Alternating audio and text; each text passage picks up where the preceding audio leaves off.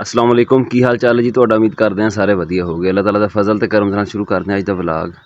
सुबह आए पहले कब्रस्तान आके दुआ मंगी है, मुड़ के रनिंग की है तो हुण इस टाइम नहर के पुल ते आए बैठे हैं। घर वापस जाने की तैयारी है।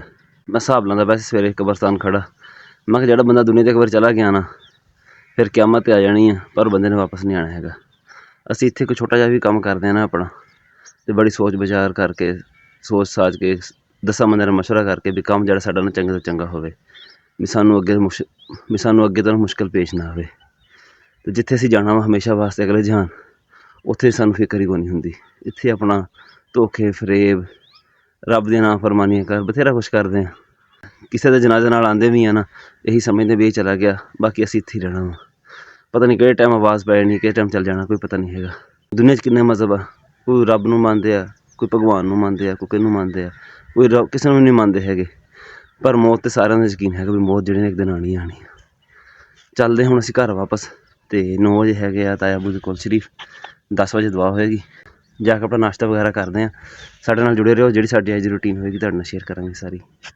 नहर भी खुश्क होई पई है, रेता भी सुक गई हुण तो इहदी। तकरीबन हैगे 8-10 दिन, 8-10 दिनों तक नहर आ जाएगी मुड़ के। बारिश दसदे ते पए जुमे हफ्ते नूं, पर बारिश की ना हुण बड़ी लोड़ आ किसानां नूं। बारिश इत्थे लग जाए एक गुजारे दी तो किसानां दा टाइम ना जी नहर बंद हुई टप जाएगा सौखा। टूबल वगैरह चलाने की लोड़ नहीं पैगी इन्होंने। तेनू सुकून को नहीं सवेरे सवेरे, तेनू सुकून को नहीं।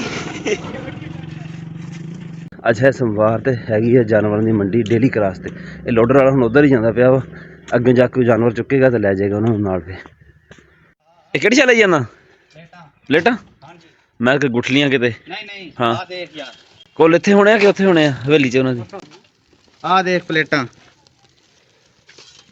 सही ठीक है जी जान दो। साहब ठीक है, हाँ सही है, ठीक और है। हाँ चलो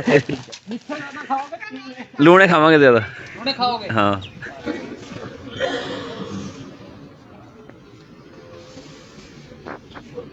अनफ एक यारी अल्लाह पाक वाली, होर यारियां सब ख्वारियां ने। कलमे पाक दिया नहीं जे जिक्र कोई, जिहदे विच हकीकतां सारियां ने। ते गौस पाक दिया नहीं पीर कोई, ते जिन्हें डुबदियां बेड़ियां तारियां ने। वारस शामियां कर नमाज रोजा,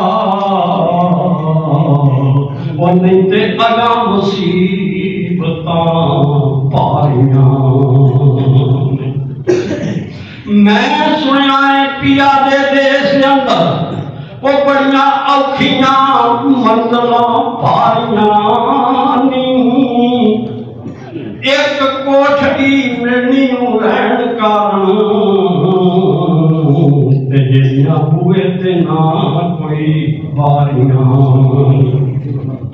ते जदों खिज़ा ने बाग दी आन के रुत बदली, वो जानवर मार गए सब उड़ारियां नी।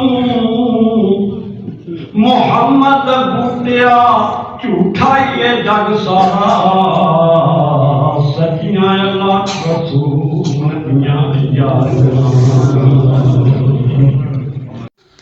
मुहम्मद नूं हो गया बुखार।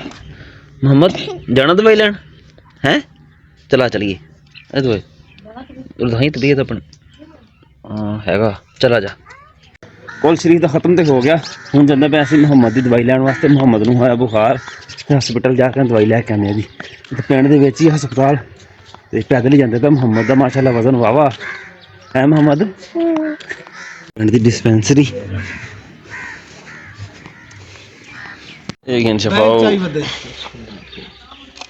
दिमिन तो सदा यार, निमी किथे है? दिमी घर ही है। शफा आया बैठा साढ़े कोल, ये आया सी ते फैताखानी ते ताया बहूना दी, ते असीं भी वेले ही बैठे हैं। बिजली है को नहीं, इरादा मेरा बनया खड़ा सीगा भी ना कोई तूड़ी छूड़ी का फेरा ला लीए, ते देखते हैं कोई हिसाब किताब लाने हैं। होर शफा ठीक है? ठीक है बाबे तबीयत दसना? ओके ठीक है जी, ठीक है। ਸੁਬਾ ਮੁਹੰਮਦ ਦੀ ਦਵਾਈ ਲੈ ਕੇ ਆਏ, ਉਸ ਤੋਂ ਬਾਅਦ ਸ਼ਫਾ ਆ ਗਿਆ। ਸ਼ਫੇ ਤੋਂ ਬਾਅਦ ਨਾ ਫਿਰ ਮਹਿਮਾਨਾਂ ਦੀ ਆਮਦ ਜਿਹੜੀ ਨਾ ਸ਼ੁਰੂ ਹੋ ਗਈ ਹੈ। ਤੇ ਹੁਣ ਕੋਈ ਕੰਮ ਰੁਕਿਆ ਵਾ ਉਹਨਾਂ ਦਾ, ਤੇ ਹੁਣ ਜਿਹੜਾ ਨਾ ਆਪਣਾ ਦੁਕਾਨ 'ਤੇ ਥੋੜ੍ਹਾ ਜਿਹਾ ਕੰਮ ਕਰਦੇ ਹਾਂ। ਸਾਡੇ ਕੋਲ ਤਕਰੀਬਨ ਨਾ 5-6 ਮਹੀਨੇ ਪਹਿਲਾਂ ਦਾ ਕੰਮ ਪਿਆ ਇਹ ਕਰਨ ਵਾਲਾ, ਤੇ ਉਹ ਕਰ ਦਈਏ। ਹੁਣ ਨਾ ਉਹਨਾਂ ਨੇ ਮਕਾਨ ਸ਼ੁਰੂ ਕਰਨੇ ਆ ਆਪਣੇ। ਮੁਹੰਮਦ ਵੀ ਹੁਣ ਬਾਹਰ ਸਾਡੇ ਕੋਲ ਆਇਆ ਬੈਠਾ ਵਾ। ਤਬੀਅਤ ਇਹਦੀ ਕੋਈ ਬਿਹਤਰ ਹੈ ਲੱਗਦਾ, ਇਹਨੂੰ ਪੁੱਛਦੇ ਹਾਂ ਤਬੀਅਤ ਇਹਦੀ ਕਿੱਦਾਂ ਵਾ। ਮੁਹੰਮਦ ਤਬੀਅਤ ਕਿੱਦਾਂ ਤੇਰੀ ਹੈ? ਠੀਕ ਨਹੀਂ ਹੈਗੀ ਹਜੇ? ਦਵਾਈ ਖਾਣੀ ਹੋਰ? ਨਹੀਂ। ਚੈੱਕ ਤੇ ਕਰਾ ਦੇ, ਤੈਨੂੰ ਟੀਕਾ ਲਵਾ ਦਾਂ ਫਿਰ ਡਾਕਟਰ ਕੋਲ। ਹਾਂਜੀ ਆ ਪਈਆਂ ਸਾਡੇ ਕੋਲ ਚਗਾਠਾਂ ਬਣਾਉਣ ਵਾਲੀਆਂ, ਤਕਰੀਬਨ 5 ਤੋਂ 6 ਮਹੀਨੇ ਹੋ ਗਏ ਆ। ਇਹਨਾਂ ਵਿੱਚ ਹੁਣ ਜੰਮੀ ਪਈ ਮਿੱਟੀ ਉਹ ਸਾਰੀ ਸਾਫ਼ ਕਰ ਦੀ, ਕਿਉਂਕਿ ਮੁੜ ਕੇ ਇਹਨਾਂ ਨੂੰ ਰੰਗ ਵੀ ਮਾਰਨਾ।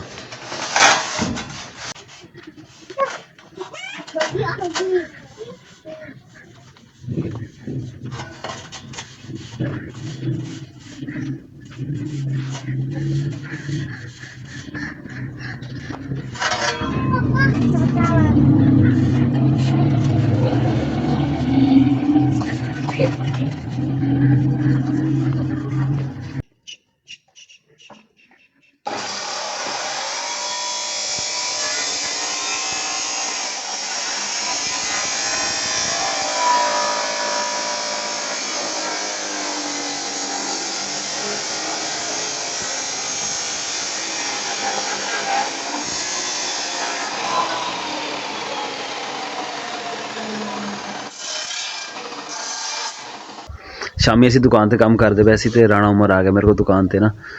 ਅਕਸਰ ਵਲਾਗਾਂ ਵਿੱਚ ਨਾ ਮੇਰੇ ਨਾਲ ਹੁੰਦਾ ਵਾ, ਅਤੇ ਉਹ ਕਹਿੰਦਾ ਯਾਰ ਮਸਲਾ ਬਣ ਗਿਆ ਇੱਕ। ਮੈਂ ਕਿਹਾ ਦੱਸ। ਉਹਨੇ ਮਸਲਾ ਆਪਣਾ ਸਾਰਾ ਦੱਸਿਆ। ਜਦੋਂ ਅਸੀਂ ਮਸਲੇ ਥੋੜ੍ਹਾ ਡਿਟੇਲ ਦੇ ਵਿੱਚ ਗਏ ਨਾ, ਉਹਦਾ ਬਣਿਆ ਅਸਲ ਦੇ ਵਿੱਚ ਰੌਲਾ। ਅਤੇ ਜਦੋਂ ਅਗਲੇ ਬੰਦੇ ਨਾਲ ਗੱਲ ਕੀਤੀ, ਉਹ ਕਹਿੰਦਾ ਵੀ ਮੈਂ ਤਾਂ ਵੀ ਥਾਣੇ ਦਰਖਾਸਤ 'ਤੇ ਆਇਆ।